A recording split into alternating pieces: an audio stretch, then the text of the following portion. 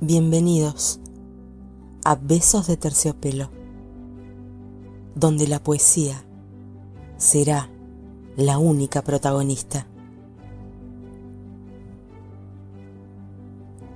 Porque nos acaricia, besando las sensaciones,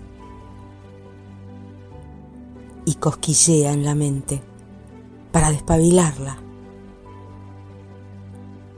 para despertar tus límites y enfrentar tus miedos, para avivar el fuego que cada uno lleva por dentro.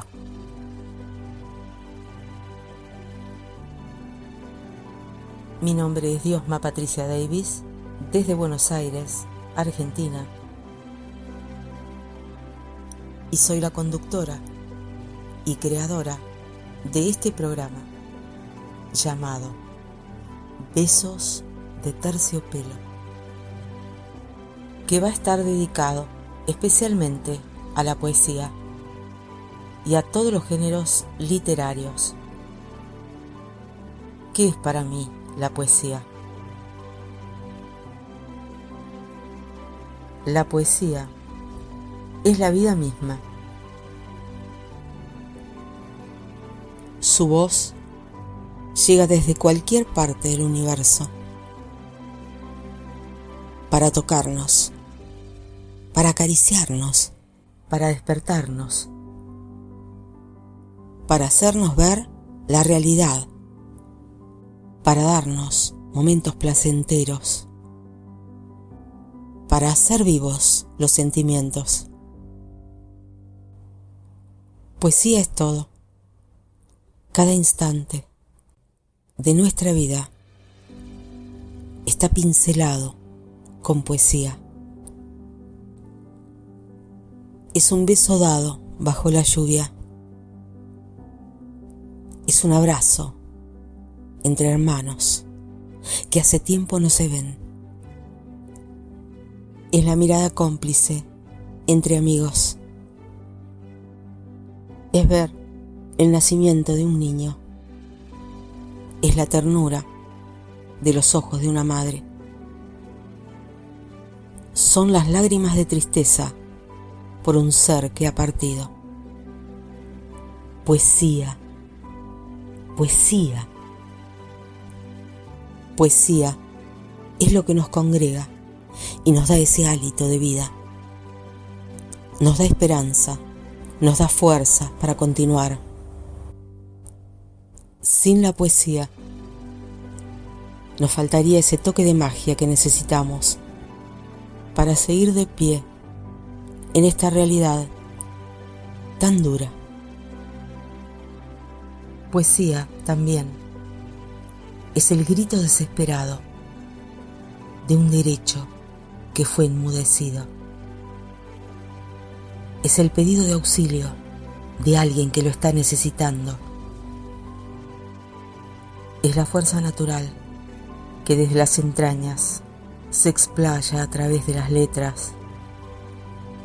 Es ese secreto que estaba muy bien guardado y que se atreve a asomarse nadando en renglones de tinta. Poesía es llevar de la mano a un niño cuando recién está dando sus primeros pasos. Es levantar del suelo un pájaro herido y tratar de reanimarlo. Es la canción que despierta en madrugada, entre medio de un susurro en los oídos. Es música de violines, con solo escuchar una voz. Poesía es ese arrebato en medio de la noche con el ser que amas. Es esa chispa que reaviva y que enciende todo el fuego. Eso es para mí la poesía.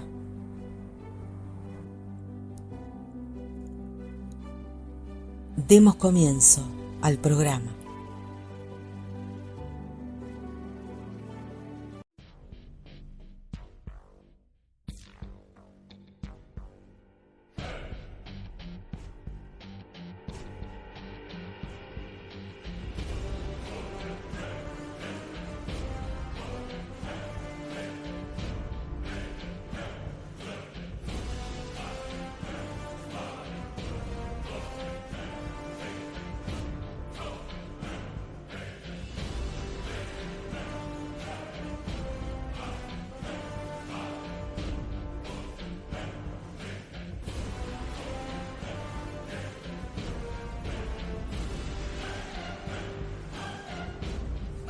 Hoy vamos a realizar el segundo programa dedicado a la literatura épica.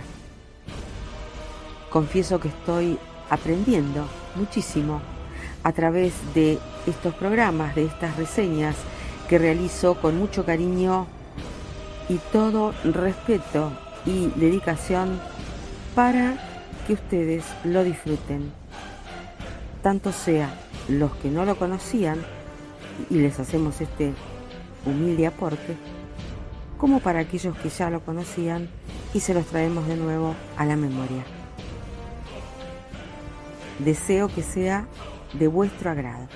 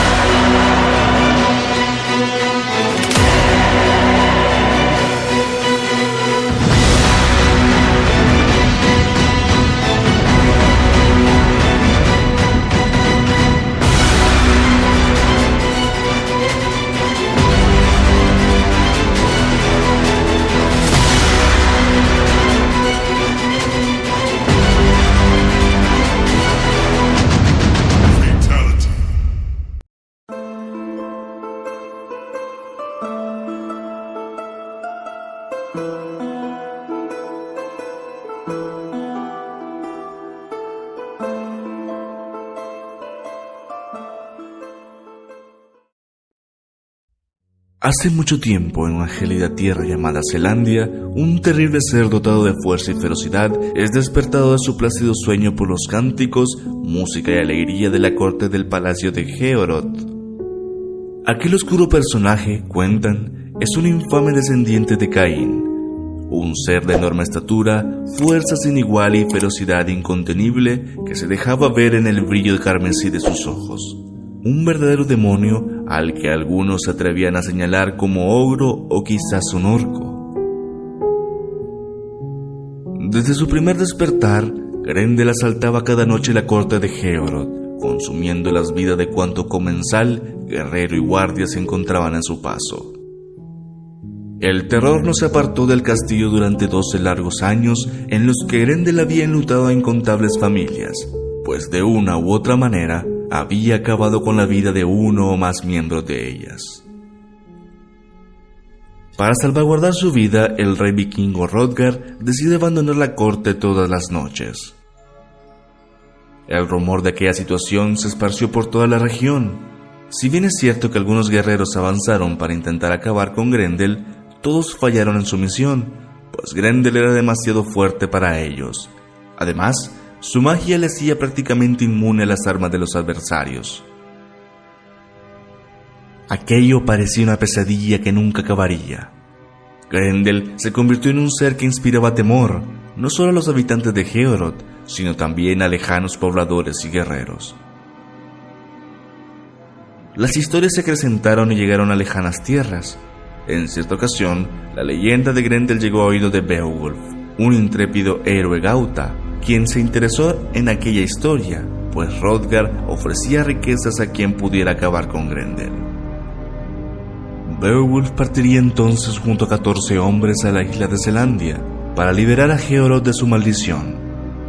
Al llegar a la corte de Hrothgar, le ofrece a este su ayuda a cambio de las riquezas prometidas. Hrothgar, quien había sido testigo antes de numerosas muertes de guerreros que se aventuraron a buscar a Grendel, dudó de aquel desconocido héroe. Sin embargo, lo recibió amablemente y luego de un gran banquete, convencido, Hrothgar le encomendaría a Beowulf la tarea de acabar con Grendel. Esa misma noche, Hrothgar abandonaría, como era de costumbre, la corte dejando en ella a los héroes gautas. Grendel, como era de esperarse, avanzó contra Heorot y derribó sus pesadas y firmes puertas, devorando de inmediato a uno de los héroes. Aquel escándalo despertó a Beowulf, quien, sin armarse, avanzó contra el terrible demonio. Ambos combatieron ferozmente cuerpo a cuerpo. Nadie hasta entonces había podido batirse en duelo con Grendel, por lo que aquello maravilló a los presentes. Grendel, contra todo pronóstico, estaba perdiendo el combate. Beowulf empleó toda su fuerza en arrancarle un brazo, acto que bastó para que la bestia huyera de Heorot, refugiándose en su cueva donde perdería la vida. El rey Hrothgar y la reina Welto premiaron a Beowulf con un lujoso collar e hicieron una gran celebración en su honor. Por fin, Heorot estaba libre del asedio de Grendel. Sin embargo, fuera del reino, en la cueva donde Grendel había perdido su vida, la madre de este se llenaba de rabia y rencor contra Heorot por su hijo muerto. La noche siguiente, luego de la celebración en nombre de Beowulf, derribaría las puertas de Heorot, la madre de Grendel, y devoraría a Esker, un guerrero de la corte de Hrothgar, para llevarse consigo el brazo de su hijo a la cueva donde pereció. Beowulf, por órdenes de Hrothgar, siguió, junto a su comitiva, a la madre de Grendel. En su persecución, Beowulf y compañía debieron nadar casi un día completo en las profundidades de un lago atestado de seres sobrenaturales que solo podrían ser imaginados por una mente retorcida. Los héroes gautas, sin embargo, lucharon ferozmente hasta llegar a la cueva de Grendel, donde se enfrentaron con la madre de este. La furia, fuerza y magia de la madre de Grendel eran realmente mayores que las de su hijo, por lo que Beowulf y sus hombres se vieron acorralados. Pero justo antes de que Beowulf fuera devorado por la demoníaca Oresa, se encuentra con una gran espada con la que le quita la vida. Para probar que su misión fue un éxito, Beowulf cercena las cabezas de madre e hijo y los lleva como trofeo a la corte de Heorot, donde le recibieron con honores, realizando un banquete y entregándole las riquezas prometidas.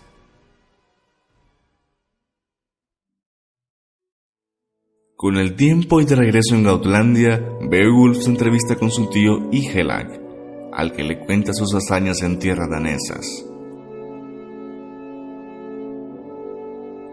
Pasaron los años y diversas batallas se sucedieron. En una de ellas, Hygelac perdería la vida y Beowulf lo sucedería en el trono. Posteriormente, Gautlandia fue atacado por un terrible dragón que deseaba destruir el reino por completo. Esto debido a que un ladrón había entrado en su cueva y robado una preciosa copa de plata, incrustado con piedras preciosas y oro. En la última etapa de su vida, cuando ya era anciano, Beowulf decidió enfrentarse al dragón solo con la ayuda de su sobrino Wiglaf, ya que sus demás súbditos se habían acobardado ante la amenaza de la enorme criatura. La batalla contra el dragón no tuvo precedentes. Su agilidad, velocidad y fuerza eran ciertamente un problema para Beowulf y Wiglaf, pero luego de derramar sangre en una cruel batalla, el dragón caería derrotado por los héroes. Beowulf, gravemente herido tras el combate, le entregaría su torque de oro a su sobrino Wiglaf, asegurando que no viviría más. Pero que era ahora su deber el encontrar la morada del dragón y apoderarse de su tesoro, con el que debería reconstruir el reino de Gautlandia. Además, desde ese momento, él sería el soberano del reino. Beowulf recibe un funeral. Su cuerpo es colocado en una pira funeraria e incinerado. Luego se construye un túmulo con vistas al mar y se colocan allí sus restos junto al oro del dragón. Sin duda, el relato de Beowulf es uno de los más conocidos e importantes de la tradición escandinava. Sus icónicos personajes y batallas épicas hacen de esta una historia que, hasta el día de hoy, se ha recreado en diversas maneras, siendo una de ellas la cinematográfica. Este es el mito de Beowulf.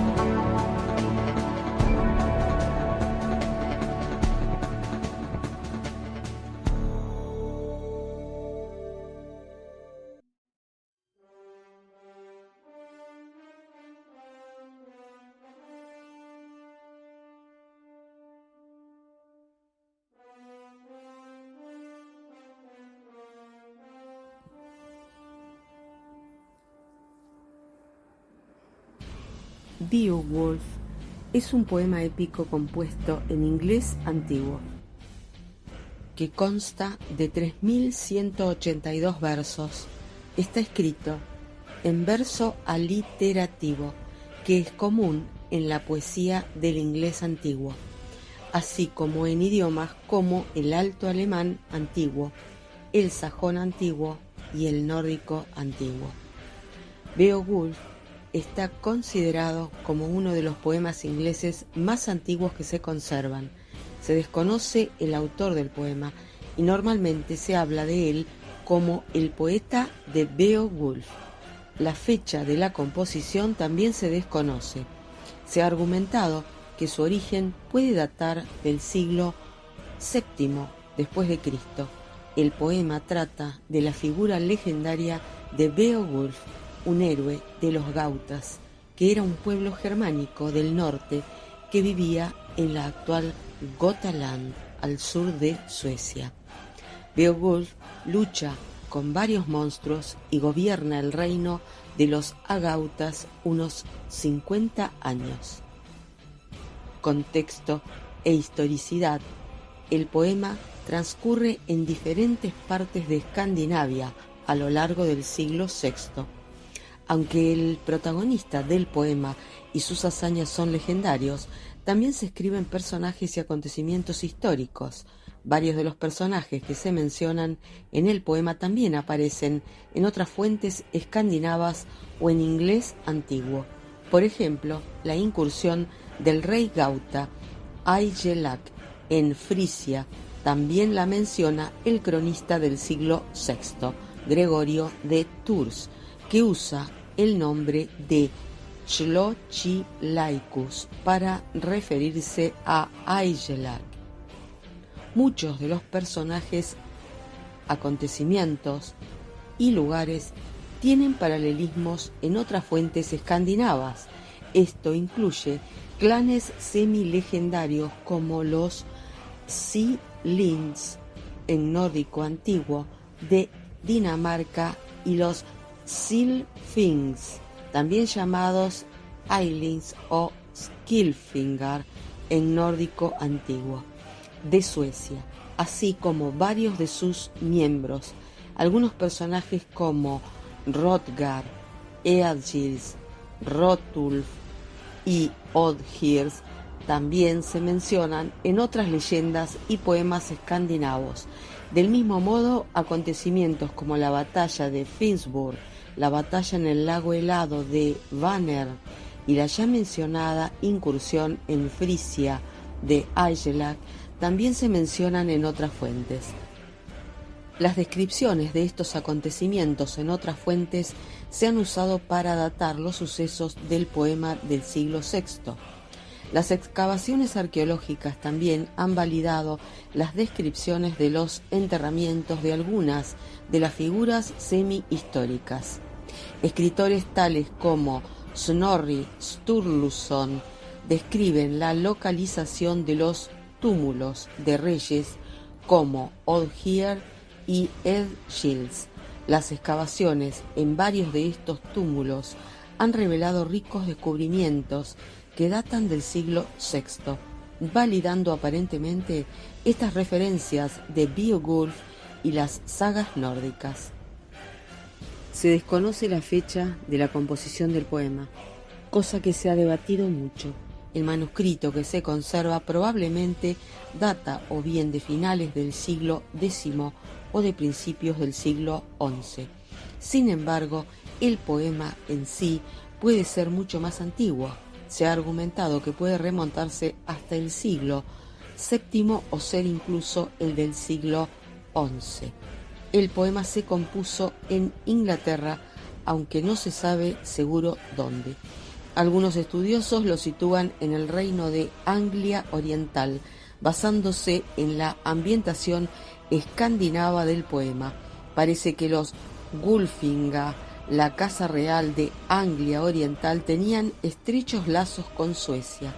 El barco funerario de Sutun Hoo es una muestra de ello. También se ha argumentado que su origen puede encontrarse en el reino de Wessex en el siglo IX o a principios del siglo XI en la corte del rey Canuto, el rey danés que gobernó Dinamarca, Noruega e Inglaterra. El argumento empieza con una descripción de la vida de Jarl Schiffing, el legendario ancestro de los Skirlings o familia real danesa. El narrador hace una lista de varios de los descendientes antes de llegar a Hrothgar, que gobierna en el palacio de Erd. Algunos fragmentos del poema. De los páramos, entre jirones de niebla, maldito por Dios, Grendel venía con codiciosas zancadas. La pesadilla del hombre avanzaba, buscando su presa en el alto palacio.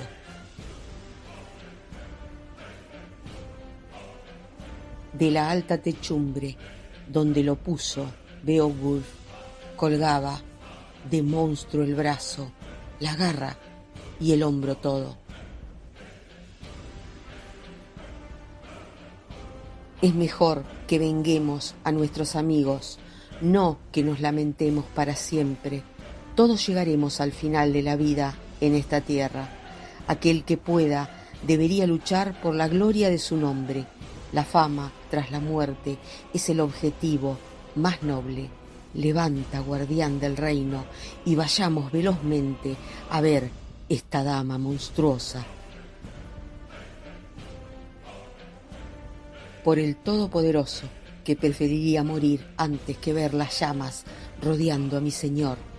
Juro que nada de lo que hiciera merecería tal final, morir solo y miserable, asesinado por esta bestia salvaje.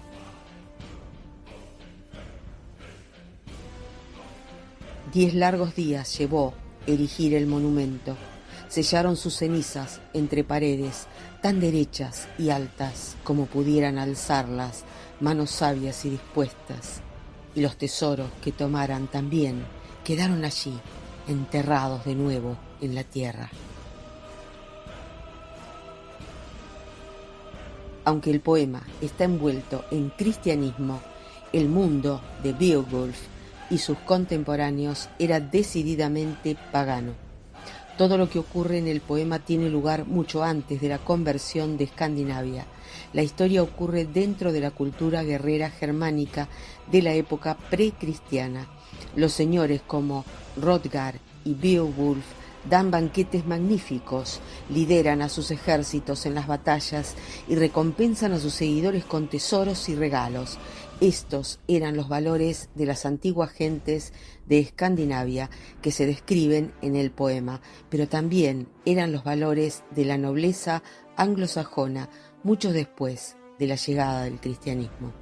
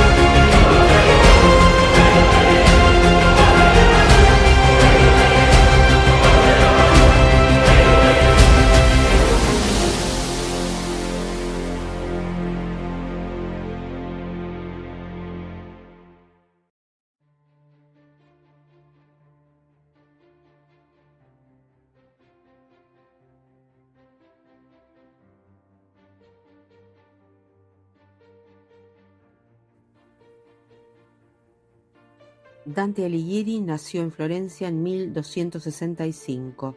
Los padres de Dante pertenecían a la baja nobleza, murieron antes de que él cumpliera 20 años. Un encuentro de la infancia de Dante figura entre los recuerdos más importantes de la vida del poeta. A los 9 años conoció a Beatriz, una florentina más o menos de la misma edad que él, a la que Dante veneró toda su vida.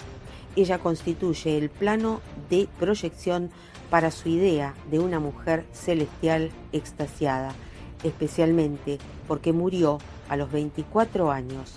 De esta manera, para el poeta, ella ya no es solo su musa, sino también una figura ideal que lo lleva al paraíso en la Divina Comedia, y ahí le explica el orden divino y a la que también le dedicó su obra La Vida Nueva.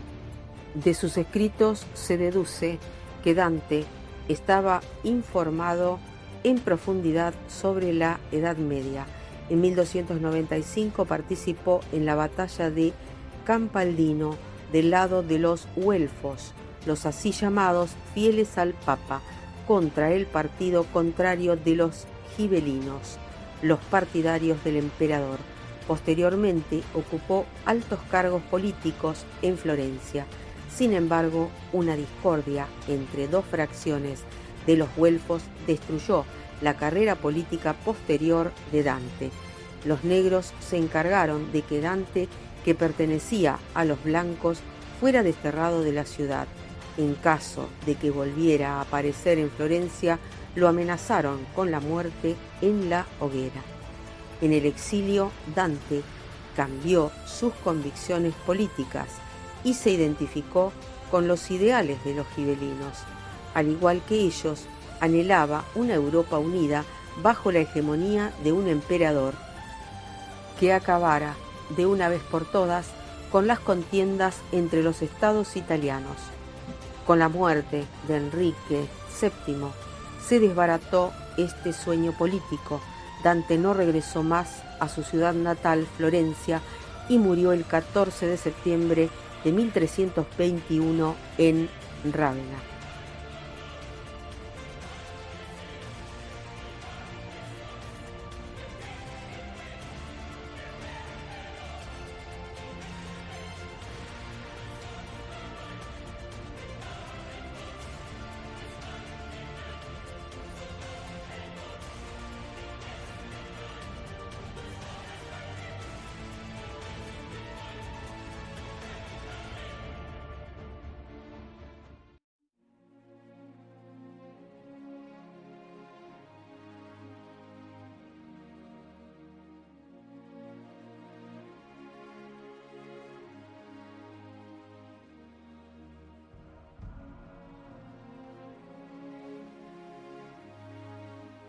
La Divina Comedia de Dante Alighieri es un libro que se convirtió en un clásico de la literatura universal. Fue escrito en el pre-Renacimiento, entre los siglos XIII y XIV, período en el que se gestó en Italia una renovación del mundo cultural gracias a lo que sería la llegada del humanismo en la época del Renacimiento.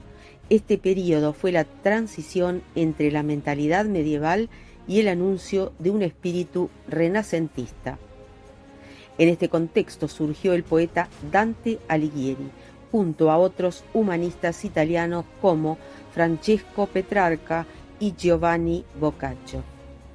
Dante Alighieri, cuyo nombre real era Durante di Alighiero degli Alighieri, también llamado el poeta supremo en italiano, il sommo poeta, nació en Florencia, Italia, en el año 1265.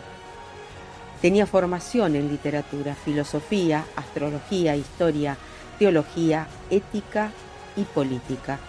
Su libro más famoso es La Divina Comedia, considerada una obra maestra de la literatura italiana y uno de los textos cumbres de la literatura universal. El poeta escribió la Divina Comedia en dialecto toscano, el cual se usó entre los siglos XI y XII, siendo el origen del italiano actual, por lo que se le conoce además como el padre de la lengua italiana. En el año 1307 empezó Dante a componer la comedia, más tarde calificada por Giovanni Boccaccio como divina, para llamarse entonces la Divina Comedia. Dante la llamó también poema sacro, como alusión al peregrinaje por el otro mundo que se describe en el texto. Es el viaje de las tinieblas a la luz. El poema está escrito en primera persona y narra la historia de un hombre, el mismo Dante, al cual se le permite viajar al paraíso, pero antes debe pasar por el infierno y el purgatorio. Cuenta en este viaje con dos guías, Virgilio en primera instancia y después Beatriz. Estos tres son pues los personajes principales del poema. Dante, como autor y protagonista, personifica la humanidad y la caída ante el pecado. Virgilio, poeta que Dante admiraba y autor de la Eneida, representa la razón y es quien guía a Dante por el infierno y el purgatorio. Beatriz, el amor del poeta, personifica la fe y la pureza, por lo que será quien le guíe por el paraíso. La Divina Comedia sigue el camino desde el centro de la tierra donde se halla Lucifer hasta el dominio de Dios.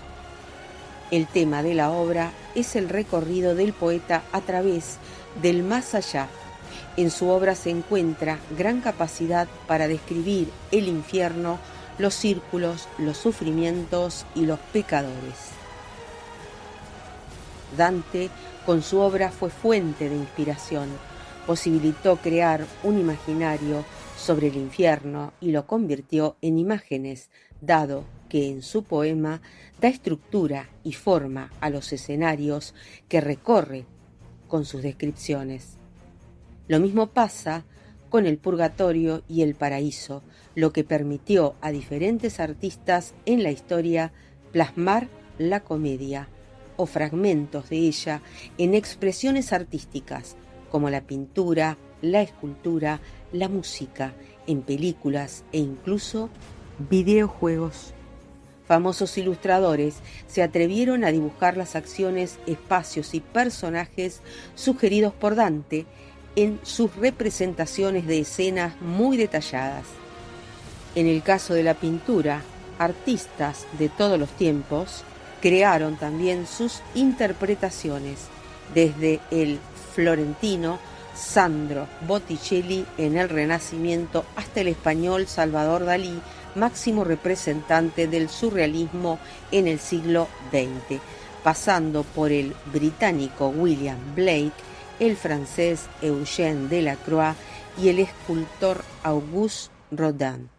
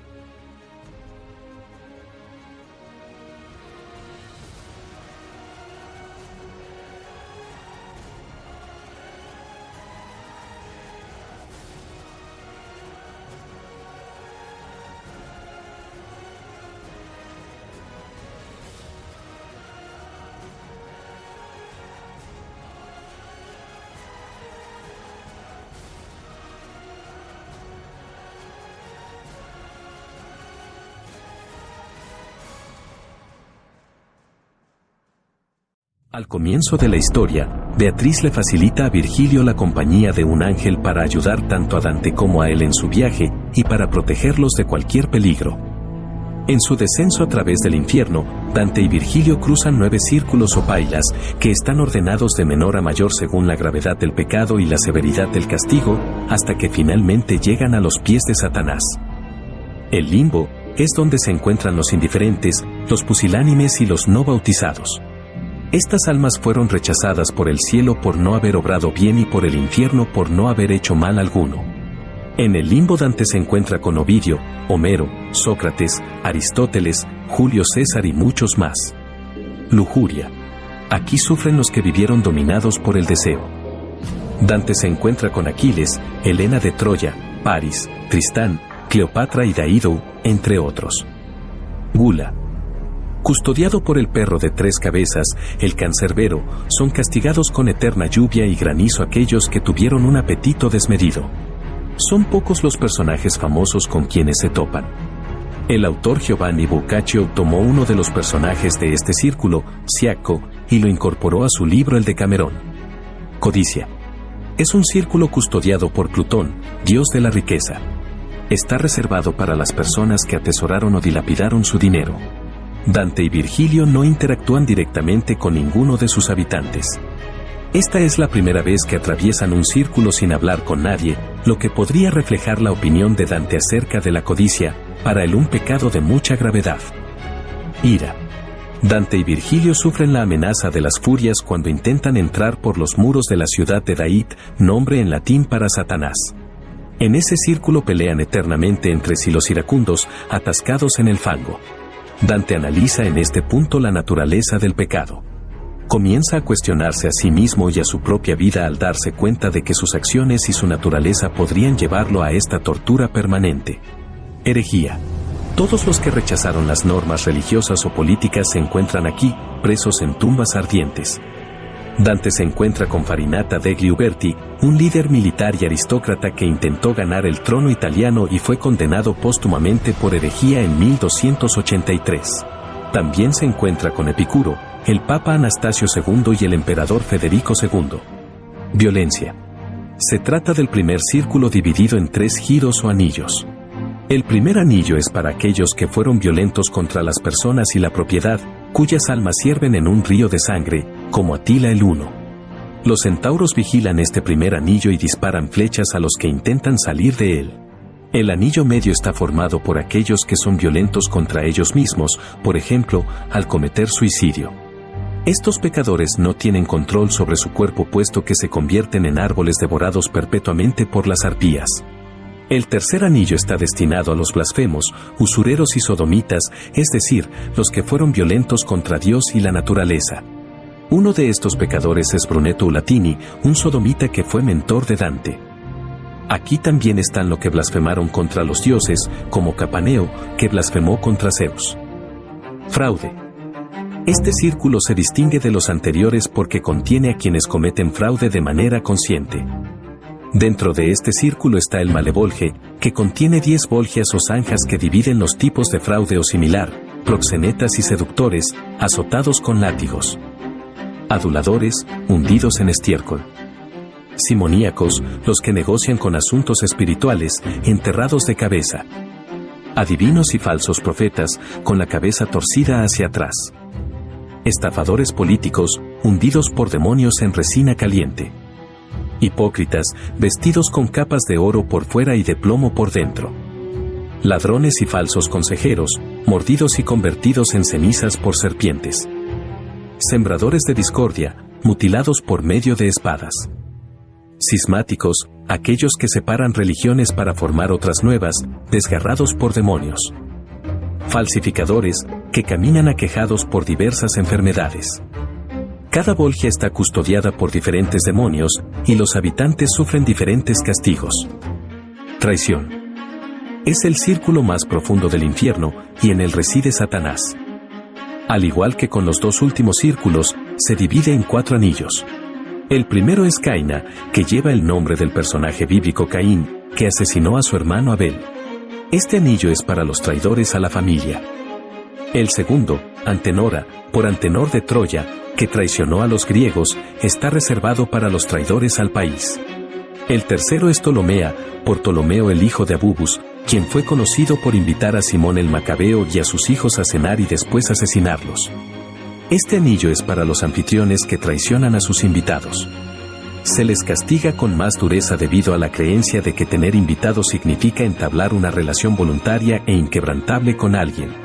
Traicionar una relación voluntariamente establecida es más despreciable que traicionar una relación establecida por nacimiento o por cualquier otra razón. El cuarto anillo es Judeca, nombrado así por Judas Iscariote, quien traicionó a Cristo. Este anillo está reservado para los que traicionan a sus benefactores. Todas las almas penan sumergidas en hielo en distintas posiciones. Después de atravesar los 9 círculos del infierno, Dante y Virgilio llegan al centro del mismo, que coincide con el centro de la tierra. Allí se encuentran con Satanás, a quien Dante describe como una bestia de 3 cabezas. Cada boca está ocupada devorando a una persona específica. La boca izquierda devora a Bruto, la derecha a Casio y la central a Judas Iscariote. Bruto y Casio traicionaron, provocaron y perpetraron el asesinato de Julio César, mientras que Judas traicionó a Cristo y provocó su pasión y muerte.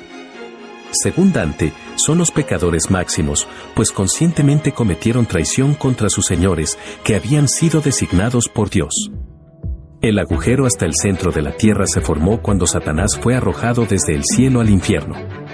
Las tierras desplazadas que quedaron en la superficie formaron el monte del purgatorio, donde Dante y Virgilio continúan su aventura.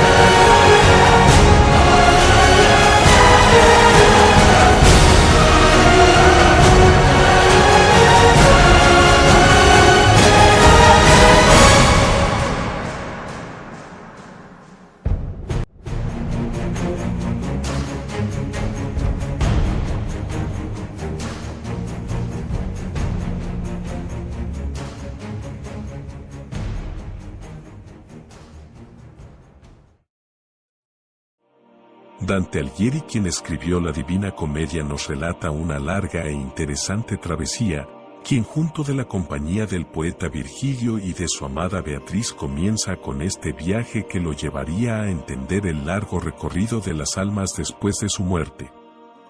Es así que Dante primero entra en lo que se conoce como el infierno y pudo ser testigo de lo que ocurre en cada uno de sus 9 círculos hasta encontrarse con el mismo Satanás. Pudo observar el castigo eterno que conllevaba los diferentes pecados y cómo las llamas del sufrimiento les consumían por toda la eternidad. Después Dante pasó al purgatorio, donde pudo ser testigo de las 7 gradas por las que las almas debían ser purificadas antes de llegar a la presencia de Dios. Una vez que Dante es liberado por completo de sus pecados, sigue su travesía para finalmente ascender al paraíso junto a Beatriz, su amada, quien representaba la fe y guiaba al poeta por las esferas del paraíso hasta llevar al Empíreo, en donde se encontraría con Dios y le pudiera contemplar y alabar junto con el resto de sus elegidos, formando la rosa mística. Dante pudo observar solo lo que sus ojos humanos le dejaban captar, a lo que pudo darse cuenta de la presencia de 9 esferas que conforman el paraíso. Las mismas que rodean la tierra y son circunferencias concéntricas, pues las almas se sitúan en la esfera del paraíso que les corresponde, con la posibilidad de poder atravesar hacia las otras esferas sin ningún inconveniente. Las almas se encuentran en una determinada esfera por su fe y el nivel de amor que sienten por el Creador, custodiada cada esfera por un ángel según su jerarquía. Las esferas que rodean el paraíso de Dante están conformadas por la Luna, Mercurio, Venus, el Sol, Marte, Júpiter, Saturno, las estrellas fijas y el Praemen Mobile. Sin demorarse más, empiezan su travesía por las esferas. Primera esfera, la Luna. La Luna es la primera de las esferas del paraíso de Dante y está relacionada con la inconstancia. Aquí podemos ver a las almas santas pero débiles, pues en esta esfera se encuentran todos aquellos que quebrantaron los votos de castidad, es decir, los que presentaron deficiencias en su virtud de coraje. En esta esfera Beatriz dice que los votos son sagrados y por ende no deben tomarse a la ligera y deben ser mantenidos, a menos de que al mantenerlos se presente un mal más grande. Esta esfera le corresponde a la categoría angelical inferior, es decir, la de los ángeles. Segunda esfera, Mercurio. Aquí se encuentran todas aquellas almas que hicieron el bien pero con la única finalidad de conseguir fama, por lo que no cumplieron con la virtud de la justicia.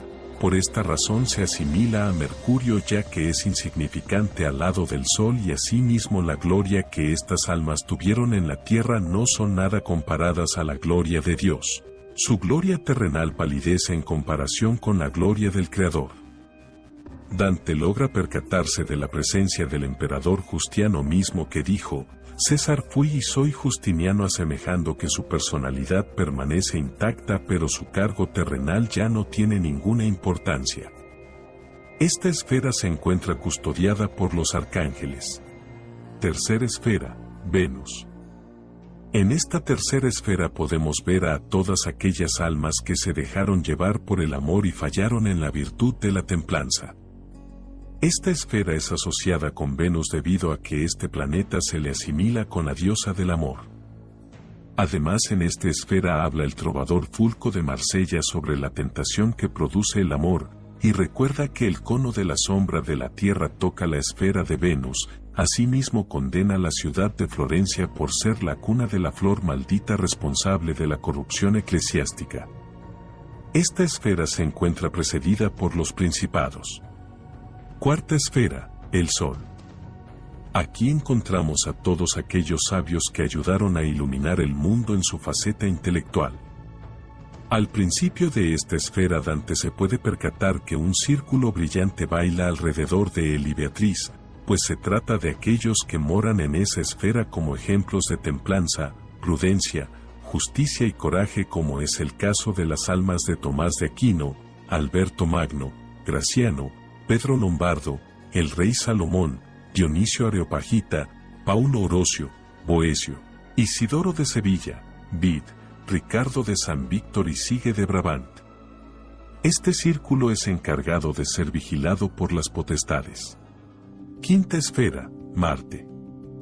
Esta esfera es asociada con el planeta Marte, ya que Marte era asimilado con el dios de la guerra y en este lugar se encontraban las almas de los militantes, guerreros de la fe, aquellos que sin importar nada dieron su vida por Dios, mostrando así la virtud del coraje. Las almas de esta esfera danzan constantemente formando una cruz griega a lo que Dante lo compara con la Vía Láctea. Esta esfera se encuentra precedida por las virtudes. Sexta esfera, Júpiter. Lo interesante de esta esfera es que aquí yacen las almas que personifican la justicia, especialmente las almas de aquellos que alguna vez gobernaron en la Tierra. El planeta Júpiter se suele asimilar con el rey de los dioses, por lo que Dante lo escoge como la esfera en que figuraron los reyes que se caracterizaron por su justicia, tal es el caso del rey David, Trajano, Constantino y Guillermo II de Sicilia, y Rifeo el Troyano, quien fue un pagano salvado por la merced de Dios. Las almas en esta esfera forman un águila imperial y en una sola voz hablan sobre la justicia de Dios. Los encargados de vigilar esta esfera son los custodios. Séptima esfera, Saturno. Aquí están todos los espíritus contemplativos, pues la esfera de Saturno es la contemplación y las almas transitan a través de una escalera de oro. Podemos observar a figuras como San Benito o San Francisco junto a sus custodios, los seres angelicales llamados tronos. Octava esfera, las estrellas fijas. La esfera de las estrellas fijas representa la fe, la esperanza y el amor, en el cual se encuentran los espíritus triunfantes como el de la Virgen María junto con el arcángel San Gabriel. Esta esfera además se considera como la esfera de la Iglesia militante y en este punto Dante contempla las 7 esferas por las cuales pasó, cada vez acercándose al final. Esta esfera está cuidada por los querubines y después de estas 8 esferas Dante por fin se acerca a los 2 cielos metafísicos o teológicos para concluir su viaje. Novena esfera, esfera del primer móvil. En esta penúltima esfera denominada el primer móvil, es la más grande del universo físico y es movida directamente por Dios, además es la que impulsa las otras esferas. Esta esfera es considerada la residencia de los ángeles, en la cual se escucha el cántico de múltiples coros angelicales. Aquí Dante puede observar al Creador como un intenso y resplandeciente punto de luz rodeado de 9 anillos de ángeles, y su amada Beatriz le explica los misterios de la creación del universo y el papel de los ángeles. Esta esfera es presidida por los serafines. El Empíreo. Un lugar que está más allá de lo físico y es donde mora Dios y Dante lo puede observar gracias a la luz que lo envuelve. Finalmente aquí podemos encontrar a todos los ángeles junto a los bienaventurados, todos se sientan según su jerarquía en un anfiteatro con forma de una cándida rosa, misma que era símbolo del amor divino y donde moran las almas de los beatos e incluso de su amada Beatriz. Es así que Beatriz se despide y vuelve a su lugar a alabar y contemplar a Dios, mientras que Dante es guiado por San Bernardo. Dante estaba entusiasmado, faltaba poco para entrar en contacto con el Creador y cuando llegó el momento pudo percatarse la presencia de 3 círculos idénticos que representan al Padre, al Hijo y al Espíritu Santo. Dentro de estos círculos el poeta discierne la forma humana de Cristo y la Divina Comedia termina tratando de entender cómo los círculos logran encajar, y su viaje al fin habría concluido por lo que su alma entra en total armonía con el amor divino. Es así como a través de su imaginación este poeta florentino nos permite conocer lo que es el paraíso al cual todos podemos llegar según nuestros actos por amor a Dios.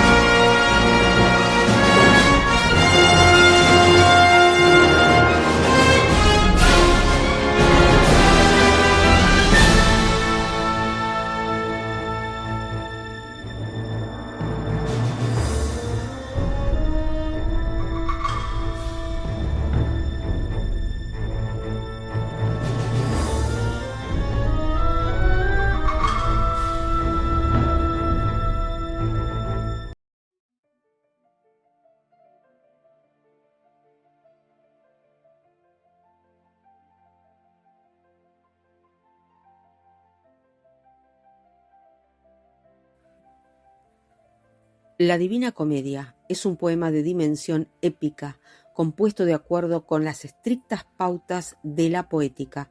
Llama la atención el uso frecuente de los números santos 3 y 10, que también aparecen en sus múltiplos 9 y 100. La obra completa consta de 3 partes que son el infierno, el purgatorio y el paraíso, cada una de las cuales incluye 33 diferentes cantos largos, junto con un canto introductorio. Suman 100 cantos. Los 14.233 versos en total están redactados en tercetos. Se trata de 3 versos de 11 sílabas, de los cuales siempre riman el primero y el tercero. El segundo verso rima nuevamente con los versos primero y tercero del siguiente terceto, y así sucesivamente. El simbolismo numérico de las potencias de 3 se extiende también al plano interno. Los ámbitos individuales del más allá, por ejemplo, están divididos en 9 niveles. Lucifer, que se encuentra en el círculo más bajo del infierno, tiene 3 cabezas, cuyas bocas destrozan a los 3 grandes traidores de la humanidad. Influido por las teorías escolásticas, Dante intenta incorporar personajes del ciclo de leyendas paganas antiguas en la temática cristiana. Por eso se encuentran, por ejemplo, los poetas Homero, Horacio y Ovidio en el primer círculo del infierno, en ilustre asociación con héroes como Eneas y Héctor, así con filósofos como Aristóteles, Sócrates y Platón. Dante utiliza la figura de un narrador en primera persona. Él mismo aparece como protagonista y se incorpora conscientemente en el círculo de los poetas antiguos. Por la veneración que le profesa al poeta romano Virgilio, Dante lo elige como su guía, el creador de la Eneida, cuyo héroe también viaja por el inframundo. Funge como alegoría de la razón y la sabiduría al lado del autor y lo conduce por el infierno y escala con él la montaña del purgatorio. A pesar de los sucesos fantásticos, Dante intenta crear los castigos del infierno y el purgatorio de acuerdo con un sistema judicial que funciona de manera realista. Este sistema de represalias adecuadas, descrito como contrapaso, proporciona a cada pecador el castigo apropiado. En el ascenso al paraíso de Dante se pone de manifiesto la idea geocéntrica de la Edad Media. Los planetas conocidos entonces y sus esferas se superponen a la Tierra como centro del universo. Al mismo tiempo, el Sol es solo una estrella más entre muchas otras. Dante asigna a la periferia del infierno limbo a todas aquellas personas que, aunque fueron buenas, murieron antes de la aparición de Cristo. La existencia del limbo se ha discutido con vehemencia en la teología. La Divina Comedia de Dante presupone un profundo conocimiento de la visión medieval del mundo por parte del lector. Esto se determinó, por un lado, mediante las teorías de la filosofía escolástica y por el otro, mediante el sistema astronómico de Ptolomeo. Los escolásticos, derivados de la palabra latina para escuela, constituían la clase erudita de las escuelas monacales de la Edad Media entre los siglos XI y XV. Intentaban rescatar dentro del cristianismo los conocimientos de los filósofos antiguos en lugar de proscribir el saber que era considerado como pagano. Las ideas antiguas debían combinarse armónicamente con los dogmas del cristianismo. En sus métodos, los escolásticos confiaban sobre todo en Aristóteles, mientras que a los demás pensadores griegos los englobaban juntos. Entre los escolásticos más importantes estaban Alberto Magno y Tomás de Aquino. La visión ptolemaica del mundo fijaba la Tierra en el centro del universo. Los astros se movían en las esferas o anillos alrededor de la Tierra. Según este sistema, el Sol se encontraba en la cuarta órbita alejada de la Tierra. en la zona externa del universo. Se suponía un cielo de estrellas fijas, una esfera en la que se controlaba el ritmo del día y la noche, y el primo mobile, la esfera cuyo movimiento impulsaba a todos los demás niveles. Dante escribió su obra principal probablemente entre 1307 y 1321. En esa época estaba desterrado de su ciudad natal, Florencia, y vivió en Verona, la Toscana y Ravenna. También fue a París para estudiar.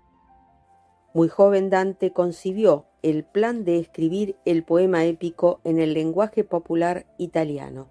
El título de la obra, que originalmente era solo La Comedia, parece insólito, ya que el viaje del infierno al paraíso no corresponde precisamente a una comedia. No obstante, el nombre debe entenderse como un término genérico, según las reglas de la poesía de la época. Una historia con un comienzo aterrador y un final feliz se describía como comedia.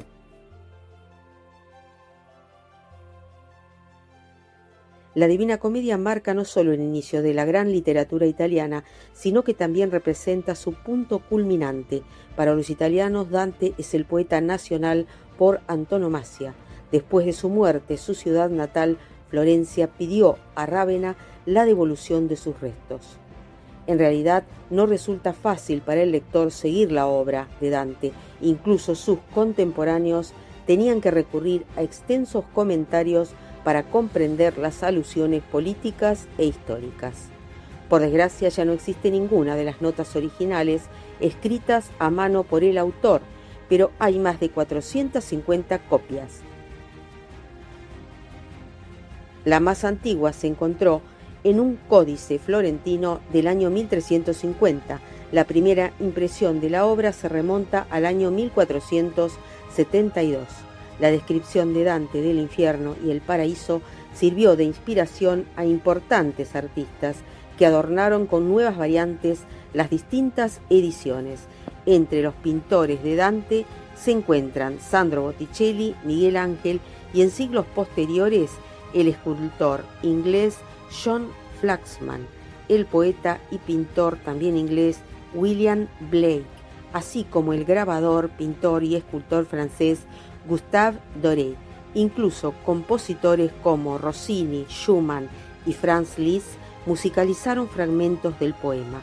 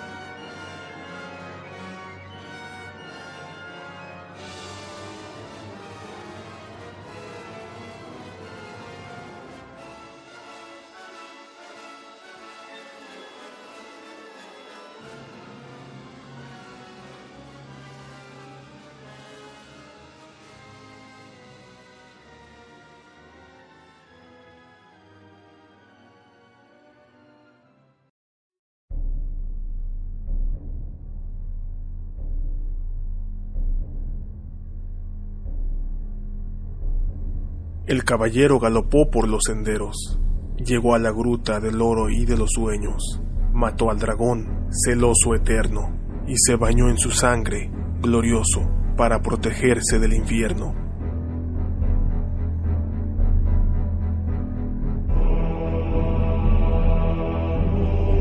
Siegfried y el cantar de los Nibelungos.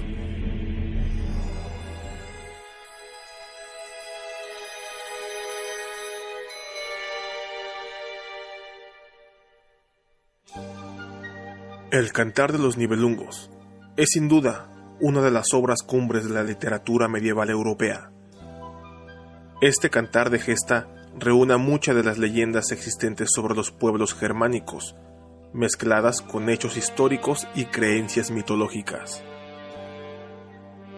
que por la profundidad de su contenido, complejidad y variedad de personajes se convirtió en la epopeya nacional alemana, con la misma jerarquía literaria del Cantar del Mío Cid en España y el Cantar de Roldán en Francia.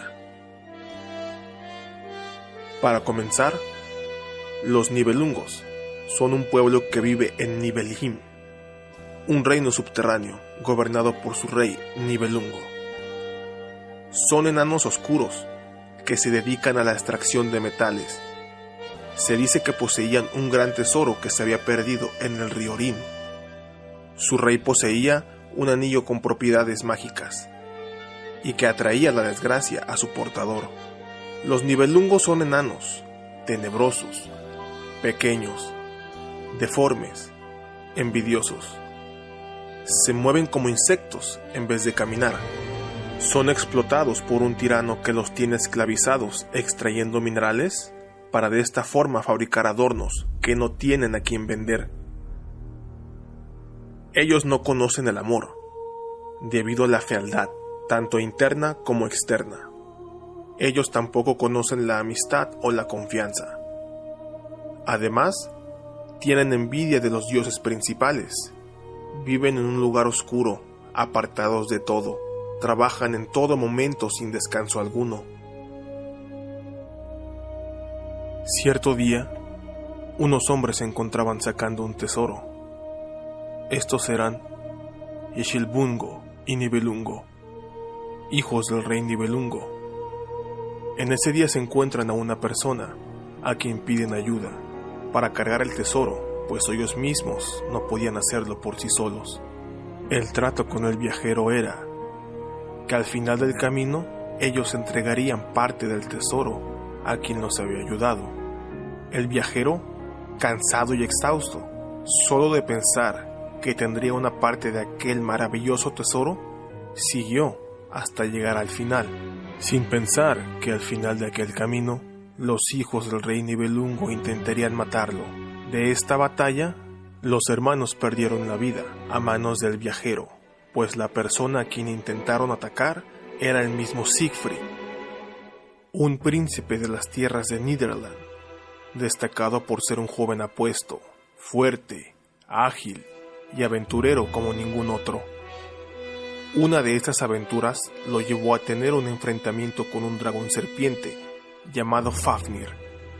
Siegfried fue en busca de ese dragón para cazarlo, ocultándose en un agujero, esperando cuando éste se deslizara para tomar agua. De esta forma, Siegfried atraviesa al dragón con su espada Valmont, una espada legendaria que fue forjada por el enano Mimir, con trozos de otra espada encontrada en los bosques, donde se cuenta que el mismísimo Odín es quien había forjado esta espada.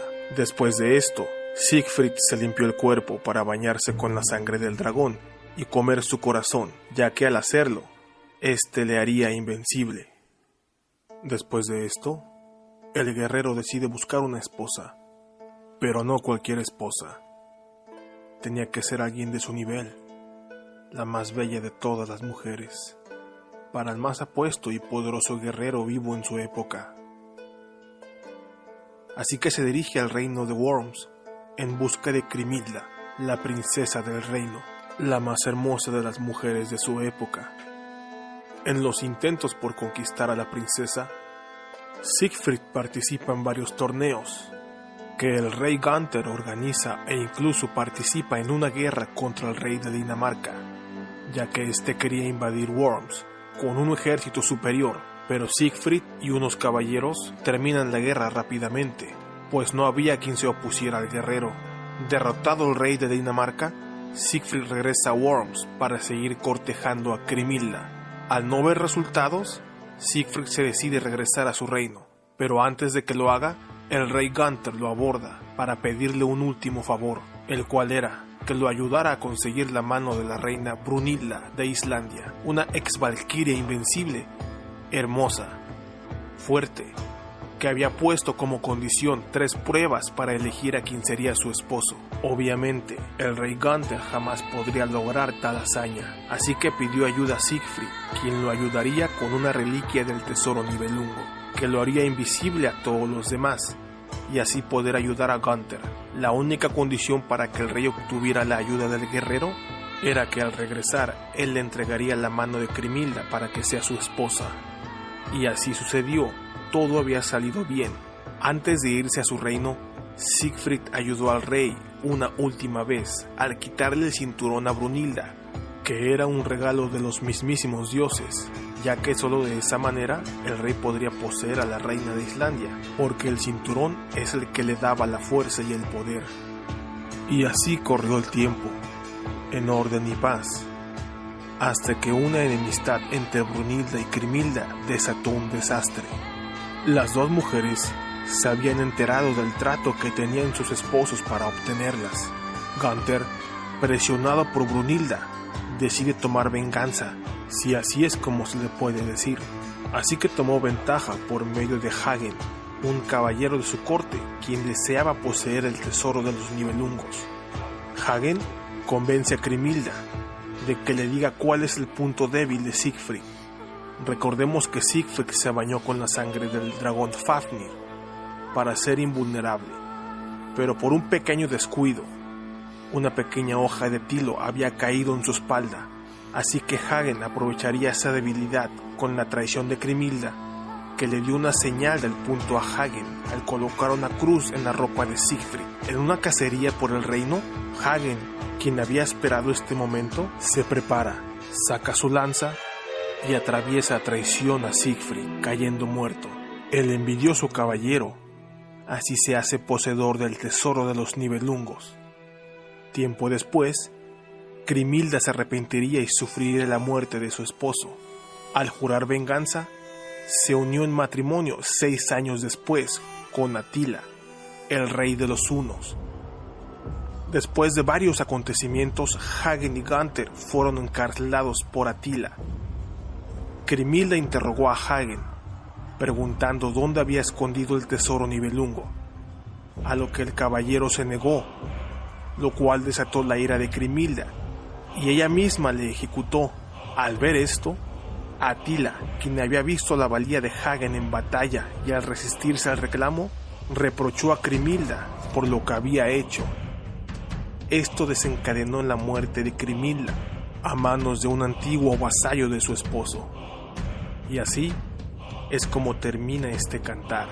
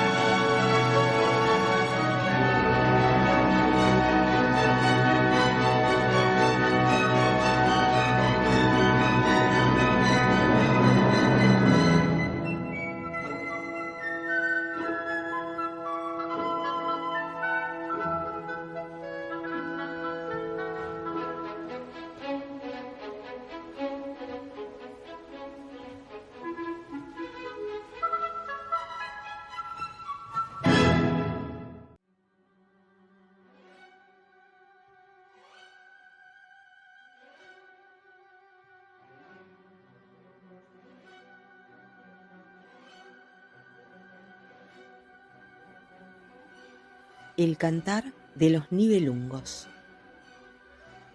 Es un cantar de gesta de origen germánico, escrito alrededor del siglo XIII, en plena Edad Media.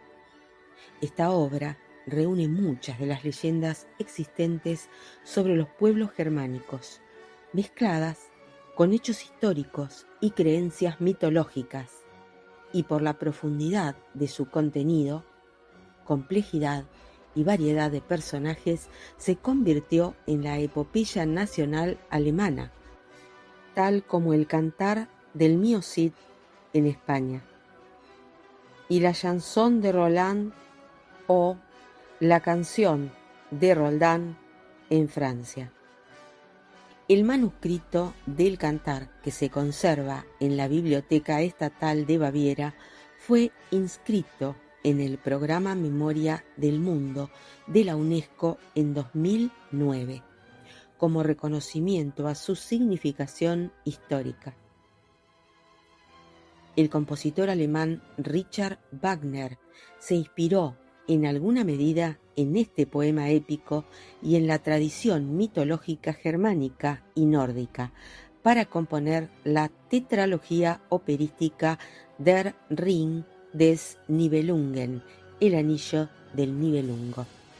También fue llevada al cine por Fritz Lang en 1924 con el título de Los Nibelungos. Además de conocido como Cantar de los Nibelungos, también se lo conoce con alto alemán medio, en un idioma en que está escrito como Nibelungnot por las palabras que aparecen en el último verso del manuscrito hallado en Onnemens, Austria, y que significa «Esta es la destrucción de los Nibelungos».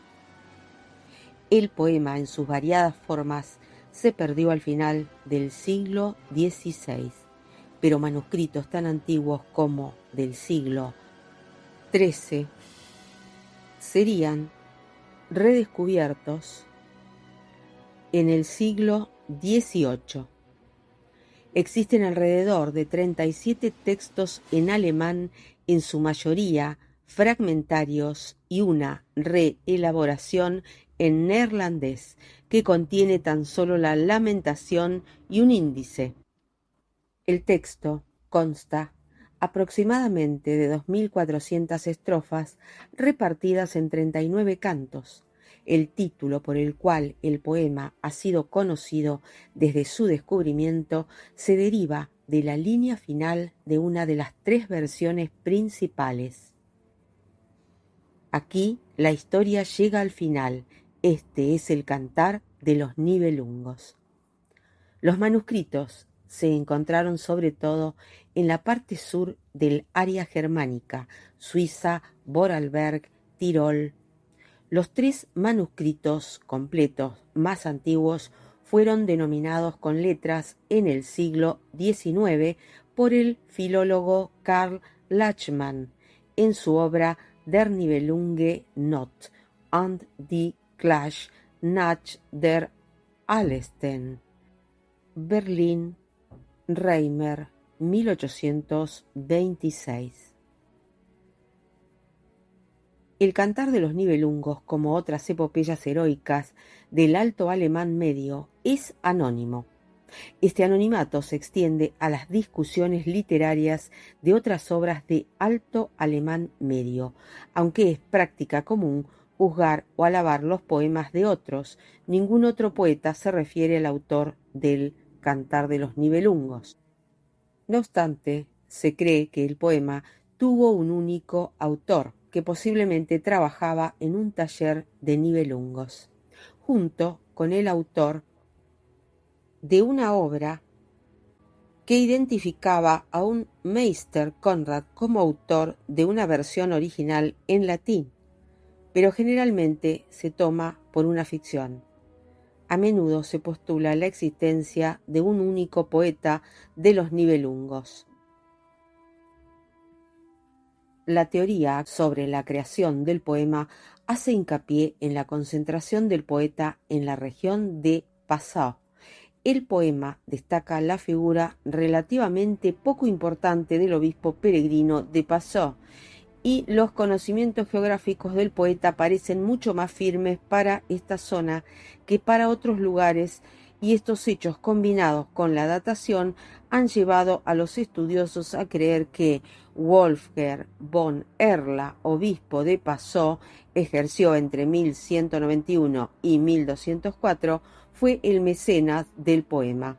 Se sabe que Wolfgang patrocinó a otras figuras literarias como Walter von der Vogelweide y Thomasin von Circlaer. La atención prestada al obispo peregrino, que representa la figura histórica real del obispo peregrino de Passau, sería así un homenaje indirecto a Wolfgang. Además, Wolfgang intentaba establecer la santidad de peregrino en el momento de la composición del poema, lo que da una razón adicional para su protagonismo. Existe cierto debate sobre si el poema es una creación totalmente nueva o si hubo una versión anterior. Jan Dirk Müller opina que el poema en su forma escrita es totalmente nuevo, aunque admite la posibilidad de que una epopeya transmitida oralmente con contenidos relativamente consistentes pudiera haberla precedido. Elisabeth Liener, por su parte, postula una versión anterior del texto, de alrededor de 1150, debido a que los nibelungos utilizan una forma estrófica corriente en esa época. Sea quien sea el poeta, parece que tenía conocimientos del Minnesang alemán y del romance caballeresco. La concentración del poema en el amor, Min, y la representación de Sigfrido como un servicio amoroso para Grimhilda está en consonancia con los romances cortesanos de la época, con el Eneas Roman de Heinrich von Weldecke, quizá proporcionando modelos concretos. Otra posible influencia son las obras de Armand von Aue. Estos elementos cortesanos son descritos por Jan Dirk Müller como una especie de fachada bajo la cual permanece el antiguo etos heroico del poema.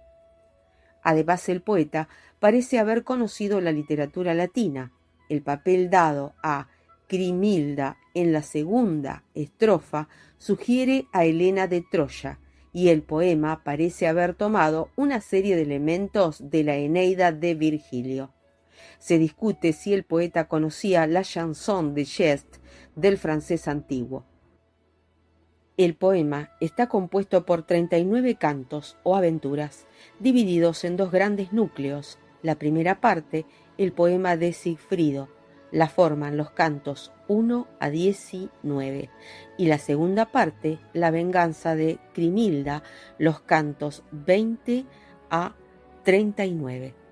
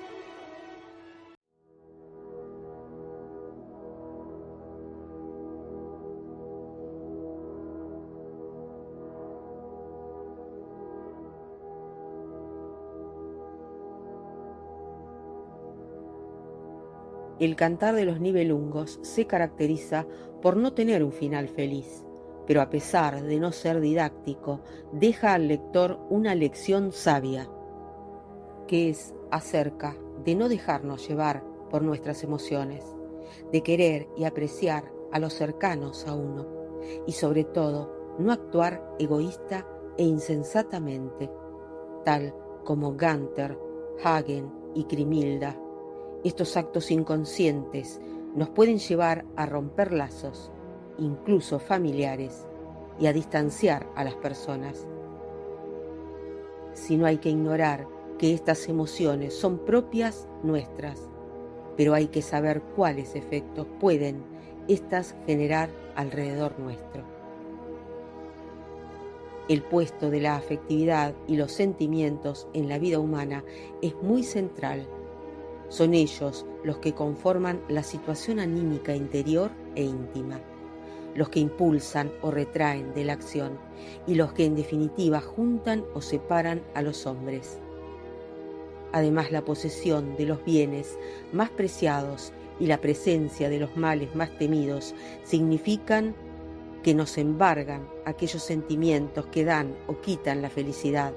Actualmente tenemos una valoración de los sentimientos mucho más positiva y acorde con lo real frente a mentalidades que los han reprimido como si fueran una debilidad humana vergonzosa, que se debe extirpar. Los sentimientos son importantes y muy humanos porque intensifican las tendencias.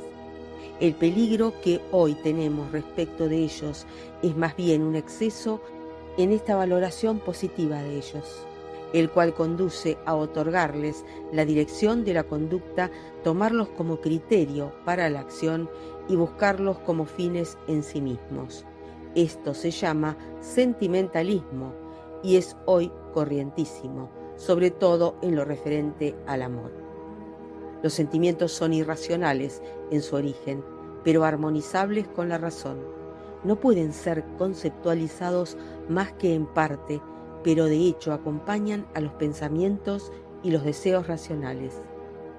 Este carácter irracional de los sentimientos, claramente percibido por los pensadores clásicos, es el causante de que en la vida humana no todo sea exacto, matemático y coherente. Hay un ancho margen para la fantasía y el misterio, e incluso para la irracionalidad, los errores, la apreciación del objeto de los sentimientos que originan tragedias, disgustos y peleas. Cuando uno descubre que se ha estado autoengañando o que una persona no es tan digna de confianza como parecía, viene la ira, la venganza, el despecho, la depresión y quizá no hay motivo. De todo esto se concluye la importancia de los sentimientos, una parte no pequeña de nuestra conducta y de lo que sucede en nuestro interior. Está provocado por ellos, nunca terminan de ser conocidos, porque se reflexiona poco en esta peculiar presencia suya que empapa toda el alma humana, hace la vida llevadera, atractiva o insoportable y trae consigo lo terrible, apasionante, odioso, enervante, fanático, trágico o maravilloso. Las palabras más cálidas, interesantes y bellas son siempre las que los nombran. La grandeza y la pequeñez humana se mide por ellos, y su ausencia convierte la vida en un desierto monótono.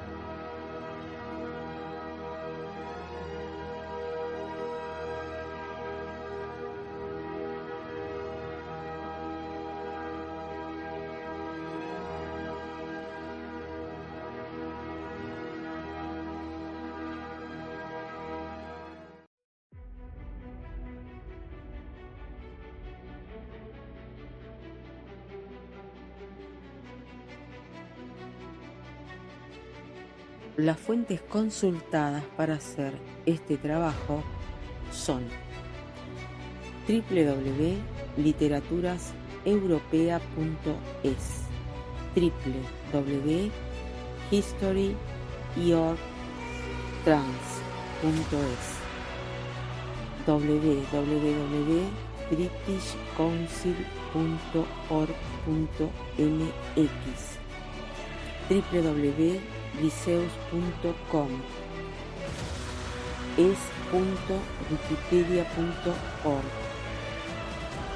tareafacil.com.blogspot.com. Ensayo Cantar de los Nibelungos.blogspot.com. blogs.upm.es. Ejemplus.com. Canales de YouTube: La Mesa de Merlín, Mitos y Leyendas, Mitologías, Sello Arcano, Hoy 3 Big TV 2, Samuel Kim Music, Cal Skirata, Hardigun y Evac Ajepak.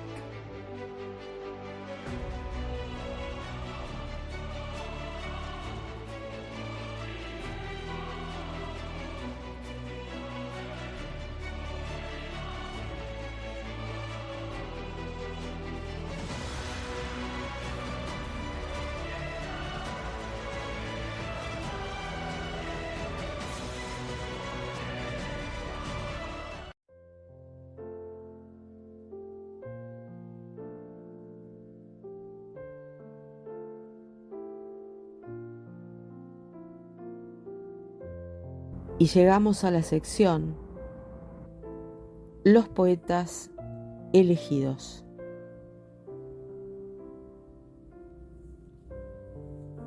Hoy seleccioné 2 poemas muy bonitos del grupo Escribiré Poesía para Ti de Iván Cosme. El primero es un escrito muy profundo de Neira Mendoza Toro, de Venezuela. Habla de la muerte y de sensaciones que como ser humano experimenta a través de su sensibilidad en la libertad de dirigir su vida.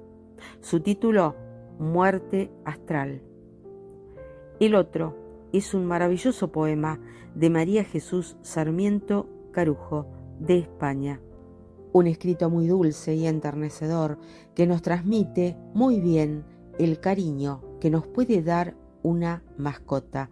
En este caso es una gata muy querida por ella. Su título, Gatuna y yo. Espero que les agraden tanto como a mí. Y como siempre les digo, los dejo en compañía de las letras que hablan por sí solas.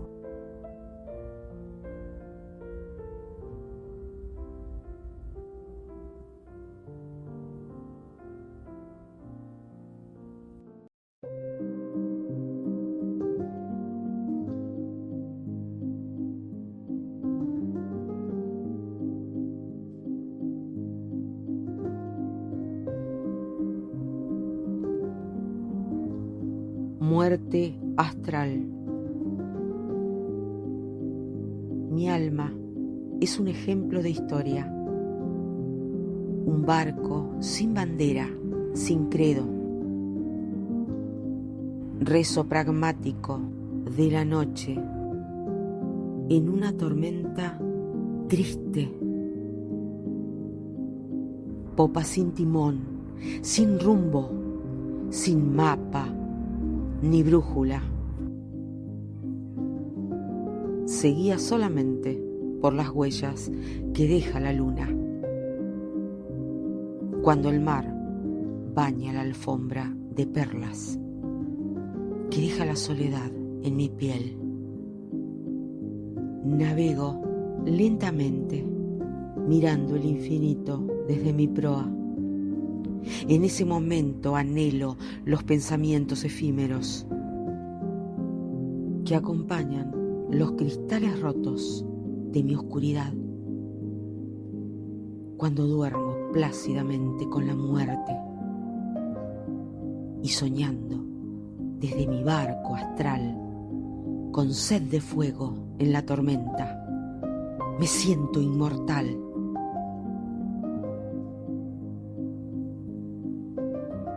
Muerte astral. Neira. Emociones humanas. Venezuela. Derechos reservados de autor. Diosma Patricia Davis, desde Buenos Aires, Ciudad Autónoma de Argentina, en voz y edición.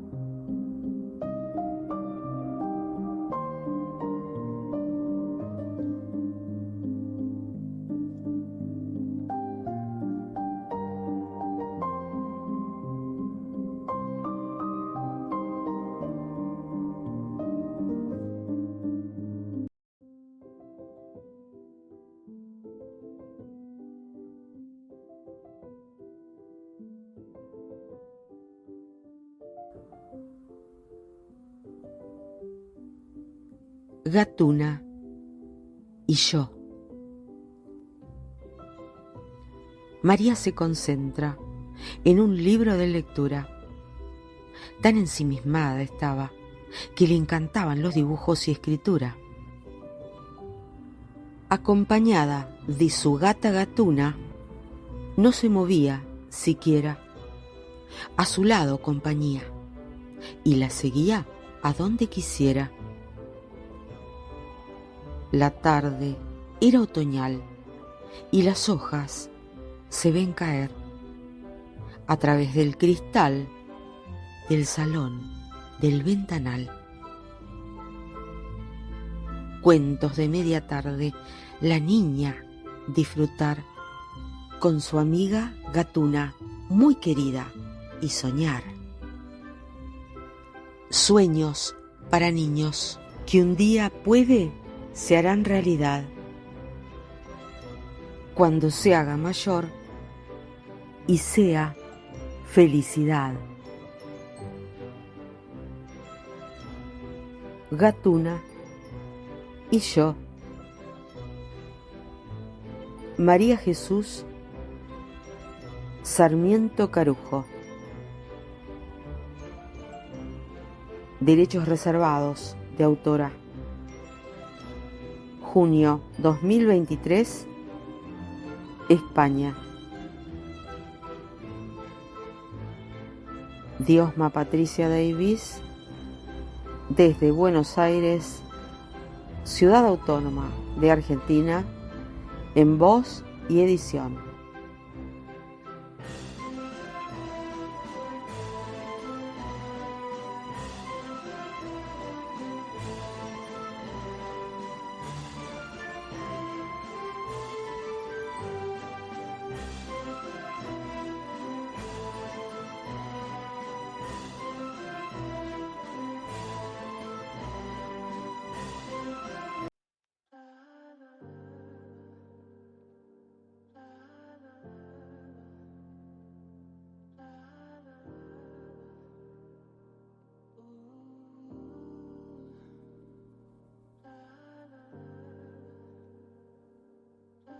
Un poema de mi autoría, escrito en 2020. Pienso contigo.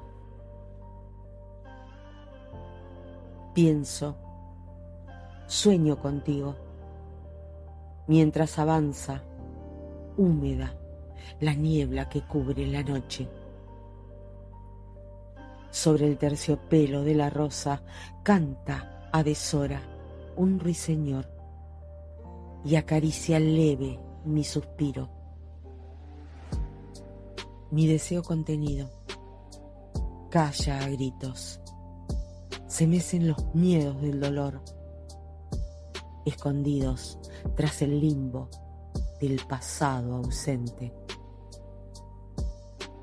Descansa mi corazón en el perfume de los lirios sobre un jardín forrado en hojas y flores blancas de mirto.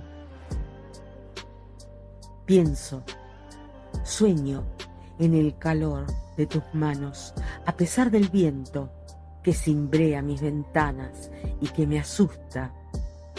Parece enojado, quién sabe con qué alma. Lenta va pasando la noche, disuelta en lluvia, en que no duermo, acompañada en silencio, solo por mis fantasmas.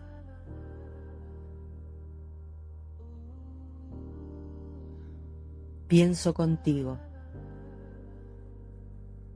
Diosma Patricia Davis.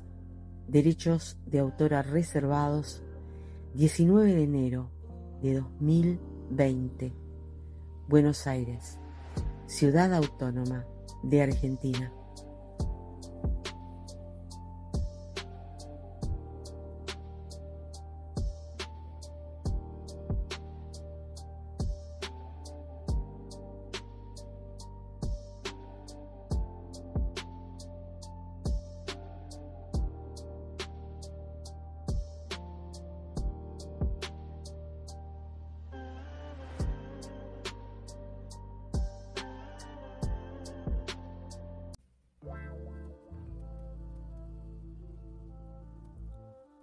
Y así llegamos al final de este programa. Deseo desde mi corazón que les haya agradado. Siempre pongo lo mejor de mí para hacer un trabajo completo y agradable. Y espero que haya logrado mi objetivo. Agradezco muchísimo a todos los que estuvieron escuchando el programa y acompañando en el chat. Hasta la próxima semana, donde vamos a seguir conociendo un poco más de la poesía. Y como siempre les digo, déjense acariciar por el beso de terciopelo que tiene la voz de la poesía. Diosma Patricia Davis, desde Buenos Aires, Ciudad Autónoma de Argentina.